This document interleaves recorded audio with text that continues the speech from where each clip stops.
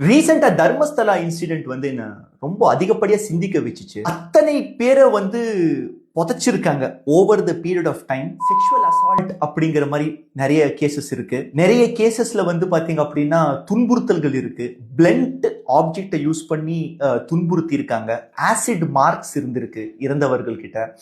பாரபட்சம், அதாவது வயது பாரபட்சம் பார்க்காம, பாலினம் பாரபட்சம் பார்க்காம அங்க வந்து புதைக்கப்பட்டிருக்காங்க. பிச்சைக்காரர்கள், இந்த மாதிரி ஒரு கொடூரமான ஒரு சம்பவத்தை நம்ம எங்கேயும் கேள்விப்பட்டிருக்க மாட்டோம். இதுல எனக்கு என்ன ஒரு கோபம் வருது அப்படின்னா, ஒருவேளை ஏன் அப்படிங்கறது நான் சொல்லிடுறேன். ஒருவேளை இப்போ இந்த தர்மஸ்தலத்துக்கு பதிலாக இது வந்து ஒரு தர்கால நடந்திருக்குன்னு வச்சுக்கோ, இதே இன்சிடென்ட் ஆர் இதே வந்து ஒரு சர்ச்ல நடந்திருக்கு அப்படின்னா இதுக்கு எந்த அளவுக்கு ஒரு கவரேஜ் கிடைச்சிருக்கு. நம்ம ஹானரபிள் பிரைம் மினிஸ்டர் இதை பத்தி பேசியிருப்பாரு, அமித்ஷா அவர்கள் பேசியிருப்பாரு, பவன் கல்யாண் பேசியிருப்பாரு, அது போக நம்ம ஊர்ல ஹெச் ராஜா, அண்ணாமலை இவங்க எல்லாருமே பேசியிருப்பாங்க. இதுல என்ன எனக்கு அதிகப்படியான கோபம் வருதுன்னா, இப்போ இதுக்கு முன்னாடி நான் சொன்ன இந்த குரூப்புக்கு ஆப்போசிட் குரூப் காங்கிரஸ், அவங்க தான் அங்க ஆட்சியில இருக்காங்க.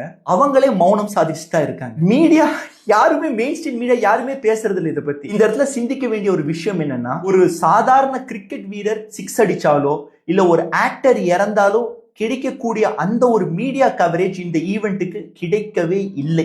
எல்லாருமே கனெக்டட் தான். இங்க முட்டாள் அப்படிங்கிறது மக்களாகிய, சாதாரண மக்களாகிய நாம தான். இந்த இடத்துல ஒரு டைலாக் சொல்லணும் அப்படின்னா, முதல்வன் படத்துல அர்ஜுன் சார் ஒரு டைலாக் சொல்லுவார் இல்லையா, எவ்ரிபடி அப்படின்னு சொல்லி, அந்த டைலாக் தான். இவனுங்களுக்கு வந்து மதம் அப்படிங்கறதெல்லாம் கிடையாது. இவங்களுக்கு தேவை நாம பிரிஞ்சிருக்கணும். இவங்களுக்கு பவர் அப்படிங்கிற ஒரு விஷயம் வந்துருச்சுன்னா இவனுங்க எல்லாம் ஒண்ணு சேர்ந்துருவானுங்க. நம்மளை வந்து பிரிச்சு வைக்கிறது, முட்டாளாக வைக்கிறது மட்டும்தான் இவங்களுடைய வேலை. நாம என்னைக்கு அரசியல் கட்சி தலைவர்களுக்கு கொடி பிடிச்சிட்டு இவன் தான் சிறந்த தலைவன், இவன் தான் வந்து மாத்துறதுக்காக வந்திருக்கான், இவன் தான், இந்த கூட்டம் தான், இந்த கட்சி தான் அப்படிங்கறத நம்ம பேசிட்டு இருக்கோமோ அது வரைக்கும் நாம முட்டாள்களா மட்டும்தான் இருப்போம்.